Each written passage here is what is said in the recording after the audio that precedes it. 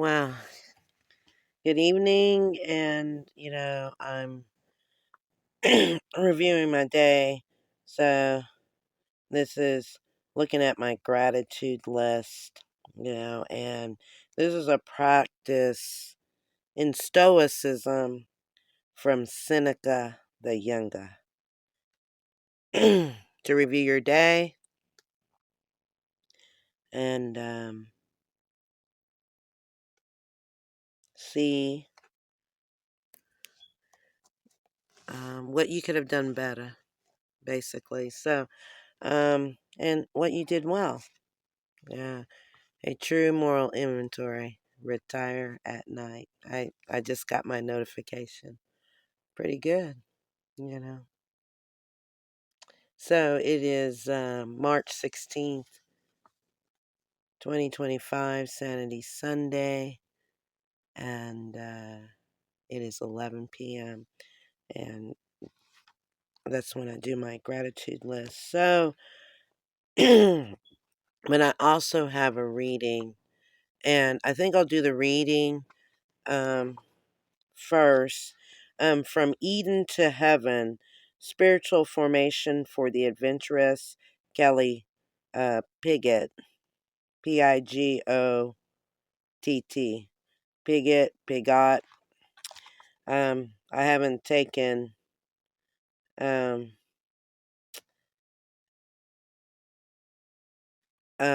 any of this person's classes. I think I know him though. I think he's a male. And let's see, 2018, because like I said, I attended Hardin Simmons in uh two, started in 2007, and I think it was maybe I had to take New Testament. Um, hmm, yeah, I had to take New Testament and Old Testament at Logs Logston School of Theology. So anyway, so Kelly Piggott, I almost said something else. Kelly Piggott is a professor in the Logston School of Theology at Hardin Simmons in Abilene, Texas, where I told you he was a guy, where he teaches courses in church history, ministry, and spiritual formation. He has been published in the Baptist Standard, Common Call, Texas Baptist History Review, and Expositor. Yeah, Expositor, Expositor, and Baptist History and Heritage, serving on the editorial board of the latter. Kelly has served for more than 25 years as a pastor, and he currently serves two congregations, one in Haskell and the other in Stanford. He blogs at Spilled Coffee on AncientScrolls.com. So I'll look that up later. But um, these are just like, little short stories, which I love, of course. So, um, the wilderness. And here's the quote. Linus to the Great Pumpkin in It's the Great Pumpkin, Charlie Brown. And if you are fake, comma, don't tell me, period. I don't want to know. It's like, that sounds like a Linus quote. Anyway, I'll go, 4 minutes in to this. On the last day of school before the winter break in December 2007, I picked up my son to drive him home. Ooh, my word. I might have known him. On the way, he announced that he had gotten into an argument with his fourth grade friends at lunch about the existence of Santa Claus. Dad, they were all saying that the parents put out the toys, but I know that's not true. There's no way you and mom could do all of that without me knowing about it. I know Santa exists! Exclamation mark. And I have a collection of Santa Clauses from all different countries, you know. And then my husband Bill is there with his daughter back in the 70s when she was a little tyke. Him in front of the Christmas tree. Uh, One of my favorite pictures of Bill. And I know it's the 70s because the attire, eh, what he's wearing and what she's wearing, a red velvet dress with uh, white lace. And she's a very good woman. Anyway, when Nathaniel gets excited, he gets loud. By the way, um, my firstborn, Nathaniel Ryan. And on that day, he was really loud. He continued, and to prove it to them, I'm going to email Santa and ask that this he give me a reindeer hoof print on a piece of paper. Then I'll take it to school and show them. I'll prove it to them! Exclamation mark. I could see in the rearview mirror that he had his wild look of obscene determination that wouldn't rest until he had tested his hypothesis. And um, like in Dr. Ray Vincent's class right now, one of the things, one of the mantras is trust nothing, you know. Um, for truth, we are to test everything, right? So, already scientific method from a fourth grader. Yeah, me too. Anyway, in his 9-year-old mind, a reindeer hoof print was definitive proof that Santa existed. Never mind that this experiment was riddled with logical holes. In Nathaniel's world, you know, I always say the world according to Costello, for the love of Costello. It was his kite in a thunderstorm dangling a brass key. Woo. Uh, Guided imagery about Benjamin Franklin, right? Okay.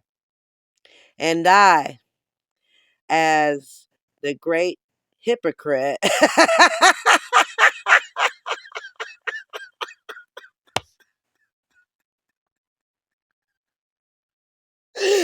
uh, driving him home, I agonized about how to keep my son from getting electrocuted.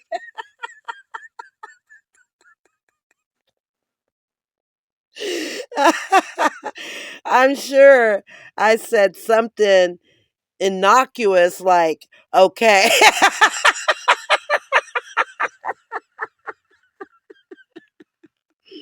But deep down inside, I felt disturbed.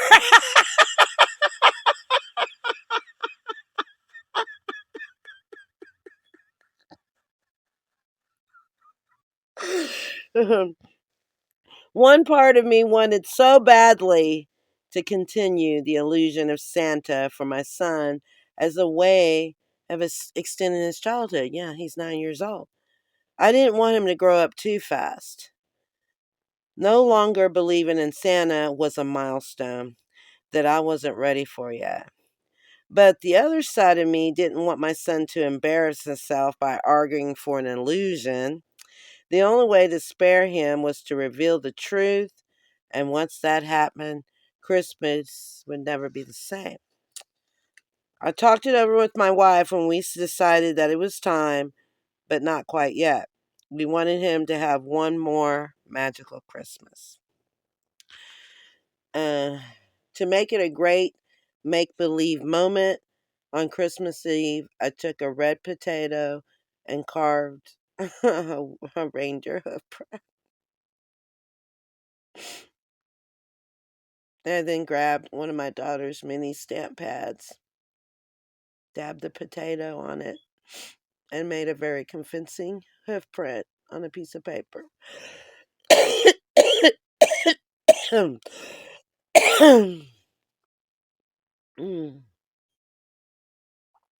I hung the artwork next to his stocking on the mantel.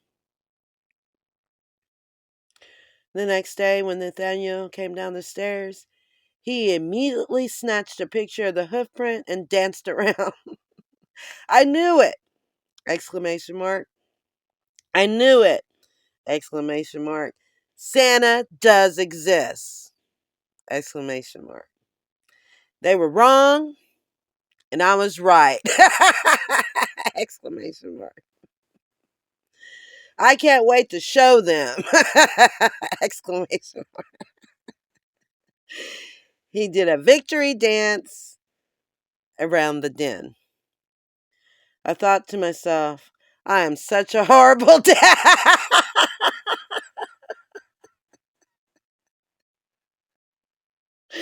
uh, my only option for the moment was to let Nathaniel enjoy his Christmas. But as the back to school day loomed, I knew I had to have my little talk with him. As a good nerd, I did my homework and studied. Yes, Virginia, there is a Santa Claus, over and over again as a foundation for my argument. I even delved into a little, ooh, that's a hagiography. It's like, that's a word I gotta look up. Studying what we know about Santa Claus, which is about as much as we know about Santa Claus. Then, at an opportune moment, I took Nathaniel into my bedroom so that we could have some privacy, and I gave him the talk. Nathaniel, I began, trying to sound gentle. You know that picture of a reindeer hoof print that you got for Christmas? Yeah, he responded. His lower lip quivered, as if he knew what I was about to say. Oh my God. Well, I want you to know that I made it. No! Exclamation mark. He sounded incredulous. You couldn't have made it! Exclamation mark. It's a real reindeer hoof print! Exclamation mark. It's actually a stamp of a hoof print that I made out of a red potato. I can even show it to you if you like. What do you mean a stamp? I mean that I cut a small potato in half, carved a little notch in it to make it look like a hoof print, dabbed ink on it, and pressed it to the paper. His eyes darted back and forth as he worked the image through in his mind and realized that it was plausible. Now his eyes started to water. So, Santa doesn't exist? That was the cue for my prepared speech. Well, actually, the character of Santa comes from a real saint in the church named Saint Nicholas. He was the bishop of Myra in the 4th century, and he is the patron saint of children. There are lots of stories about how he put gold in people's shoes to help them through hard times. And on one occasion, he helped a very poor young girl who didn't have a dowry, which meant she couldn't get married. She was very much in love with a young man in town. So one night, St. Nicholas threw a bag of coins in her window.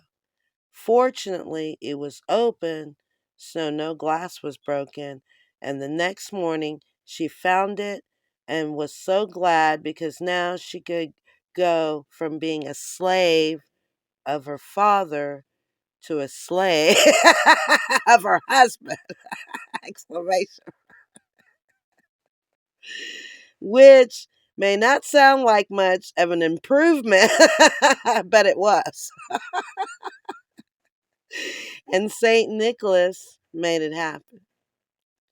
He was known for his generosity, except for that time at the Council of Nicaea, where rumor has it that he decked Arius in the face for being a heretic. But that's a whole other story.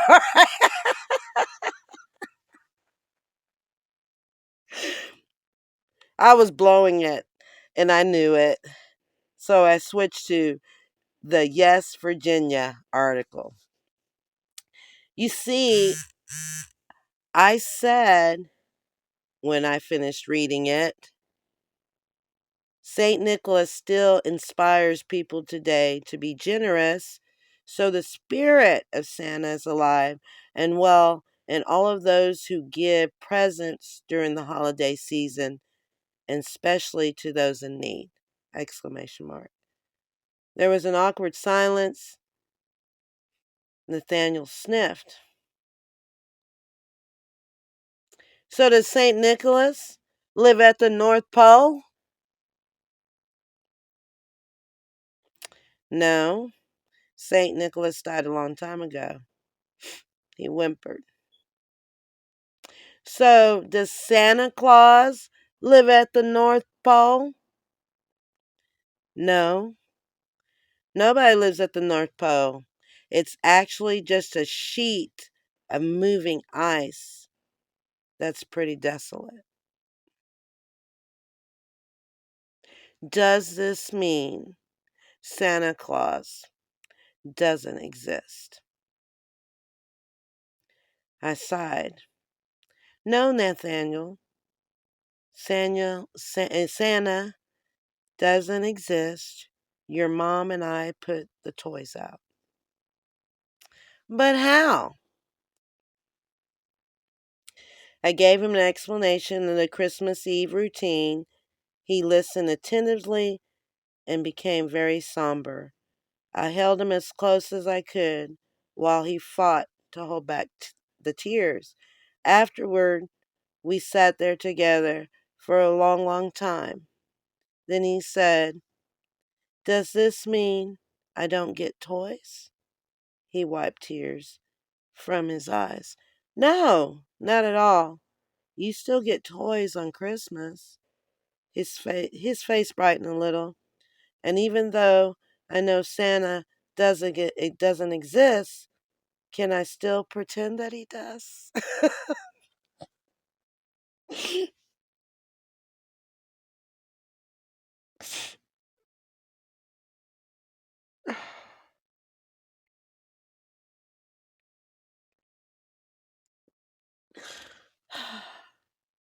Of course! Exclamation mark. In fact, now you get to be a part of the make believe fun so that Eliana doesn't find out. This seemed to satisfy him. He now had something over his sister. Okay, he said, then slipped off the bed and scampered down the stairs. As I crawled out of bed, I have to admit that I felt horrible. It's never easy helping your children to grow up. So,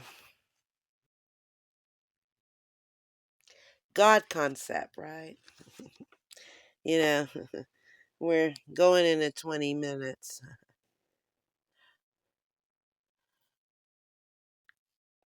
And this is going to be a bold statement, right?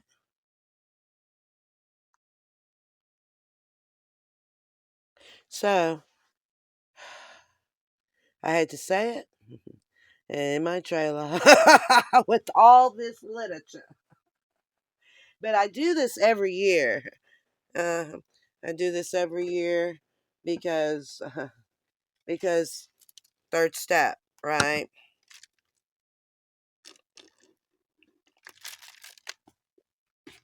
Because prayer. I'm all about prayer and meditation. And who the hell am I praying to, right? So, whew, this is the hard part because, I don't know what's going to happen. I just know um, recently I had that question, does Santa Claus exist? Just like Nathaniel. Very innocent question. But mine was really, does God exist, And so I had, you know, I was in, I had to do heart, testing on my heart. So, I've never did that before, I've done, CT scans, for cancer recovery. So I know that process. I've done nuclear medicine, um, with, you know, for urology. And I was very scared going in there because I did not know what to expect. But I had a loving, caring, x-ray tech, basically, a technician, radiology technician, and it was kind of funny because um we knew a person, and so I was asking him about him, so I was able to be a little bit lighthearted. And it's just I had to trust this technician, but he told me his story about how he got into radiology, and it was a very good story because he started in the oil field, and just one day um, started working in a hospital, ended up transporting patients, and yada, yada, yada. He got into radiology, and he had been doing it, I think, for over 30 years. So I trusted him, because of his story. Um, uh, so here's the deal. I trust that God exists because of the greatest story ever told, right? And at any moment that I'm in doubt, I can open, open scripture and I can read something, right? Uh, so it's not a matter if God exists, it's a matter, is the Bible true? I had to do that with the Mormon faith by asking the question, is the Book of Mormon true? Um, and it was one book, Omni, that convinced me the stories are true, you know? Um, Yet, how do I, you know, um, um, how do I communicate that? You know, I'm not in evangelism, right? All I do on these podcasts is just show you what my experience with literature and what people have written about the God concept, because it helps when you're reading the big book of Alcoholics Anonymous and come up with your own God concept, right? Instead of going through theology program at Hardin Simmons, or what I'm doing now, going through a biblical humanities study and um, go through the mechanics of it, right? Um, so, I have a personal story about not my firstborn, but my baby boy, um, and belief, right? His belief in me, that he never got to practice, my love of books until he went to prison and had all the time in the world to read 97 self help books. Um, one particular, um, The Simple Rules of Life, yeah, which is an international bestseller. The 12 Rules for Life, An Antidote to Chaos. Um, and over 1 million copies are sold by Jordan B. Peterson. And you guys um, may be familiar with that on YouTube. He's all over the place, right? And so today, you know, um, I was watching an interview with him, and, you know, I was a previous member of the porn industry, and I watched three guys talk about porn and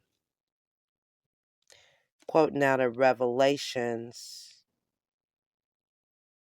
and using Revelations, saying that it's the you know it's the start of the end of times, when men and women, their sexual conduct becomes, I guess demoralized would be the word. And I'm like, it's like Peterson, man. So and he's a clinical, um, mm, yeah, he's a clinician. Let me just put it that way. And I'm just like, wow. So I'm a big fan of Peterson because of that book that about the lobster, the story about the lobster and the science of it and why lobsters stand up. And I'm like, Peterson, you taught me how to stand up.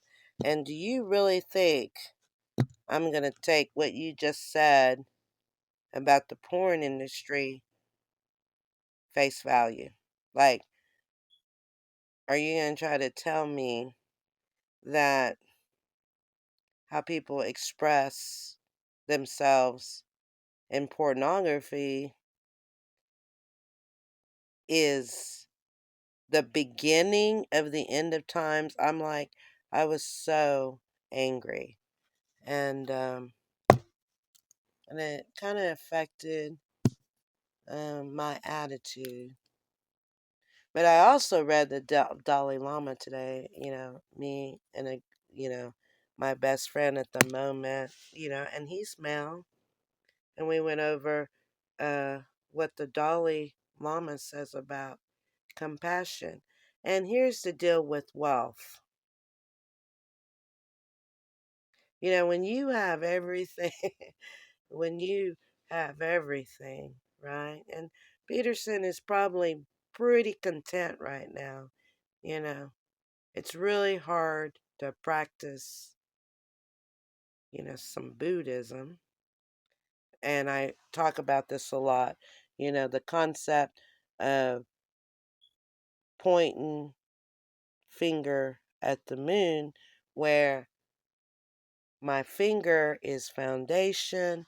Everything that I do is to the moon is transformation. So I don't know where Peterson is going. I don't know where his moon is at, right? You know, I just know where my moon is at, right? And everybody has a different perspective of that moon, because we're in different locales on the planet. So, that being said, if you ask me today, as Nathaniel, as Nathaniel, you know, I like what Nathaniel says. A 9-year old. I make it simple. I'm going to pretend that God exists because of what he represents. And I'm not going to be in that God debate, right? Because no one really knows until it's time to know, right? And I go into the Kabbalah, you know, don't search out things that are hidden, right? Because revelation, over time, the whole reveal, revelation, it will come to you when you need to know.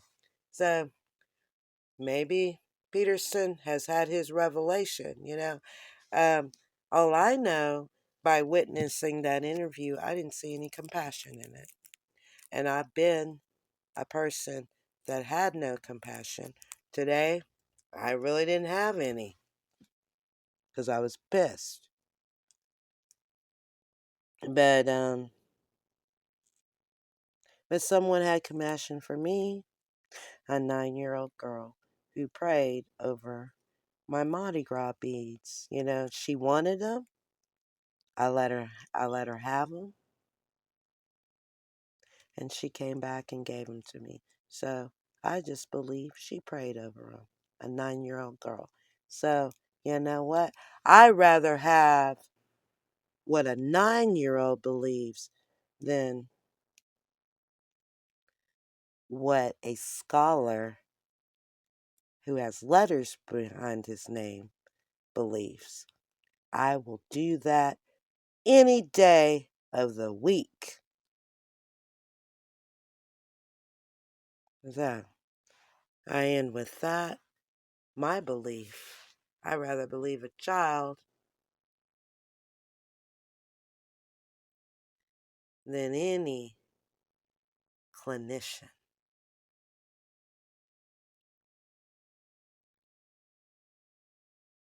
Peace out.